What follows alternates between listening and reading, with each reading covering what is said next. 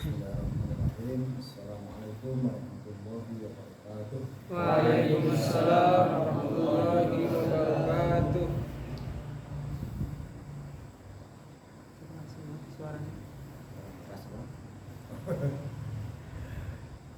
Alhamdulillahirabbil alamin wa bihi nasta'inu ala umuri dunya waddin. Wassalatu wassalamu ala asyrofil mursalin wa ala alihi wa sahbihi ajma'in. Amma ba'd. Sama salat Isya dan sama salat tarawih yang dirahmati Allah Subhanahu wa taala. Kita wajib bersyukur. Alhamdulillahirabbil alamin. Kita senantiasa mendapatkan meringankan langkahnya untuk bersama-sama menunaikan kewajiban itu secara berjamaah. Mudah-mudahan kita termasuk orang-orang yang senantiasa mendapat ridho dari Allah. Salawat dan salam semoga tercurah atas junjungan kita Nabi Muhammad SAW, keluarganya, sahabatnya dan seluruh umatnya yang senantiasa istiqomah mengikuti sunnah-sunnahnya sampai hari kiamat. Jamaah salat Isya dan tarawih yang dirahmati Allah, kita sudah sama-sama meyakini bahwa goalnya orang ibadah siam itu adalah menjadi orang-orang yang bertakwa. Bukankah demikian? Ada atharus sahabah dari sahabat Ali bin Abi Thalib. Beliau itu memberikan ciri khas orang-orang bertakwa sebagai berikut. Yang pertama adalah al-khawfu minal jalil, takut hanya kepada Allah Subhanahu wa taala. Takut di sini itu jangan diartikan takut kepada makhluknya. Contohnya apa? Takut kepada binatang buas, biasanya apa? Lari kan ya? Takut apa saja lah, pokoknya makhluk Allah itu yang ditakuti biasanya itu lari. Takut di sini itu bukan takut manusia kepada makhluknya, tapi takut kepada azab, takut kepada siksaan yang diberikan kepada kita gara-gara kita itu melanggar syariat. Ibadah saum itu adalah salah satu dari sekian cara untuk merasa takut kepada Allah. Di waktu siang hari mungkin di kamar ada makanan ya, apakah itu dari Ustadz Kusno atau dari siapa, makanan itu kan halal itu. Cara mencarinya halal, barangnya halal.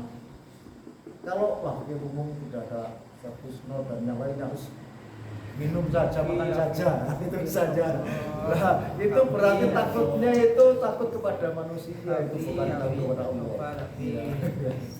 Kalau ada yang seperti itu berarti siapnya puasanya itu belum berpengaruh ya.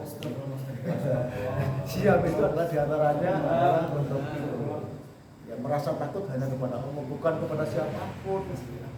Tapi ini makanan, minuman ini halal ini.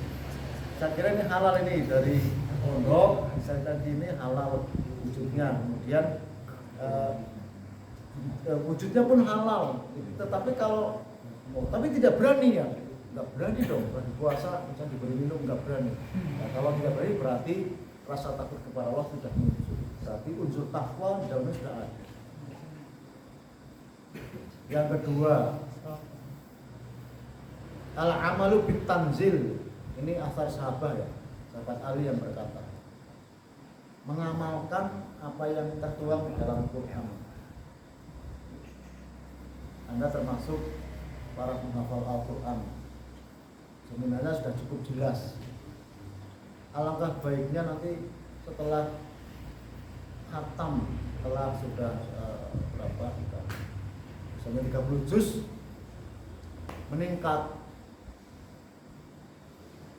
Bagaimana cara mengartikan memaknai Quran itu? Maksudnya apa? Isi kandungannya bagaimana? Dan cara mengamalkannya bagaimana? Saya tanya kepada penghafal Quran ini. Biasanya kalau menghafalkan itu ada yang berbismillah sambil menangis apa tidak? Ada yang sambil menangis atau tersenyum sedikit misalnya. Ada enggak ini? Ya. Ya. Kalau menghafalkan itu ada sambil menangis atau sambil tersenyum sedikit saja. Kenapa kok tidak bisa demikian? Itu menghafalkan melulu atau sambil merenungkan isi kandungannya? Ya. Jadi menghafalkan bagus ya, tapi bagaimana sekarang ini mengkaji isinya dan bagaimana cara mengamalkannya? Tidak tersenyumnya itu mungkin di surga ya diam saja, tidak menangis. Diberi neraka pun mungkin tidak pernah menangis. Di surga yang meneng baik, di neraka juga menggait. Mungkin karena apa yang kita hafalkan, apa yang kita baca itu tidak diresapi. Jadi belum sampai kepada tadabbur Al-Quran. Itu akan meningkat ke sana. Supaya apa? Supaya bisa mengamalkan Al-Quran. Masya Allah, bisa sampai nulis-nulis gedor. Itu yang kedua. Yang ketiga, ar-ridha bil qalil. Ar-ridha bil qalil itu artinya ridho dengan pemberian yang sedikit. Tapi pemberian itu jangan semata-mata di mana ini ya. Jangan dimanai fulusnya, fulus itu uang, jangan dimanai itu. Bukankah ini kita ini termasuk orang-orang yang kaya ini? Coba harga kesehatan itu berapa itu? Kalau hari ini kita tidak masuk rumah sakit, berarti uangnya banyak sebenarnya. Satu malam rumah sakit bisa 500, sebenarnya uang sama itu 500 sebenarnya. Cuma tidak dihitung. Kadang-kadang kekayaan itu menghitungnya hanya jumlah uang yang kita terima. Padahal kesehatan itu tidak kalah pentingnya dengan uang sebenarnya. Dunia ini memang dihuni oleh dua macam orang. Ada orang yang kaya, ada orang yang tidak kaya. Bayangkan ketika dunia ini dihuni oleh orang kaya semua. Kira-kira apa yang terjadi kalau kaya semua? Bingung kan? Harap gawe rumah butuh tukang, lu aku butuh tukang, nah itu. Bingung kalau kayak semua. Demikian pula kalau dunia ini dihuni oleh orang-orang yang tidak mampu, semua seperti itu. Mau kerja, saya juga lagi nyari kerja. Jadi artinya orang yang kaya membutuhkan orang-orang yang tidak kaya, orang yang tidak kaya juga membutuhkan orang-orang yang itulah adilnya Allah. Dunia ini dihuni oleh dua orang.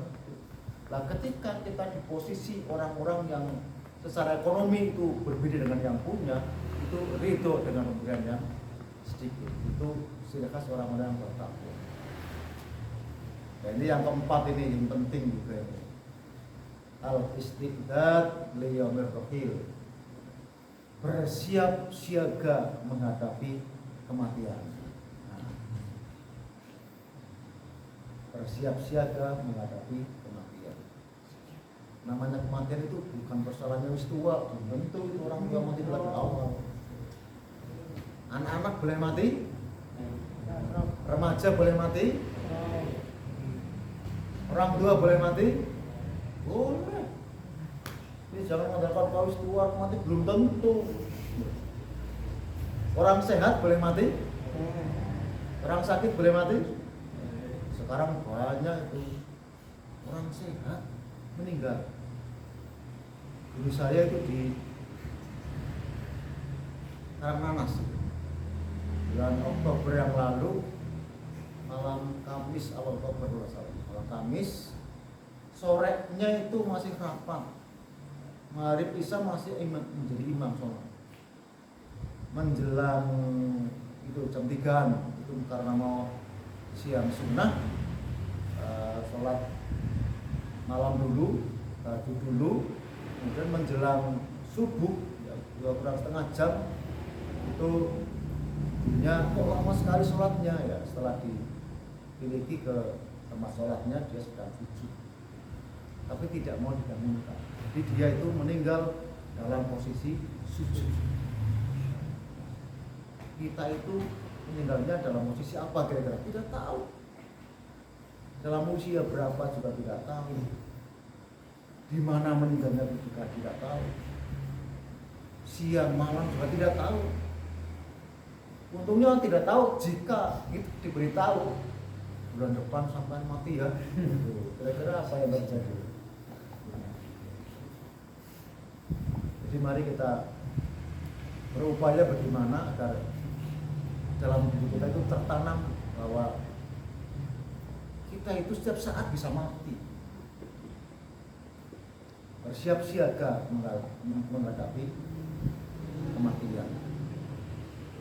Bukan karena sakit, tetapi namanya kematian adalah karena jatah usianya habis. Udah menahun sakit, tapi jatah usianya masih ada, masih hidup walaupun jadi rumatan masih hidup. Tapi kadang-kadang orang masih muda, ilmunya sedang ditunggu-tunggu oleh umat, ya. Tiba-tiba dia dipanggil oleh Allah Subhanahu wa Ta'ala. Itulah karena apa? Orang dipanggil itu adalah yang terbaik. Sebabnya kalau masih hidup mungkin kan ada dua kemungkinan, masih hidup bisa lebih baik atau lebih jelek. Namanya kematian adalah sesuatu yang lebih baik dibandingkan dengan masih hidup. Kita ini yang masih hidup ini ada dua kemungkinan. Besok itu akan lebih baik atau lebih jelek. Udah meninggal sudah selesai.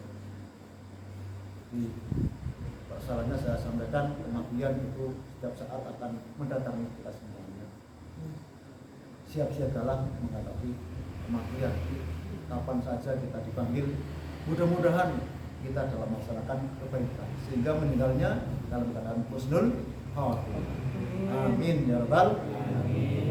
Demikianlah 4 hal berkaitan dengan ciri khas orang takwa menurut pendapat Ali bin Abi Thalib, namanya asarus sahabat. Yang pertama, takut kepada Allah Subhanahu wa Ta'ala.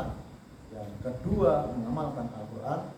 Yang ketiga, menerima beliau sedikit. Dan yang keempat, bersiap siaga menghadapi kematian. Terima kasih. Masya-Allah. Wassalamualaikum warahmatullahi wabarakatuh.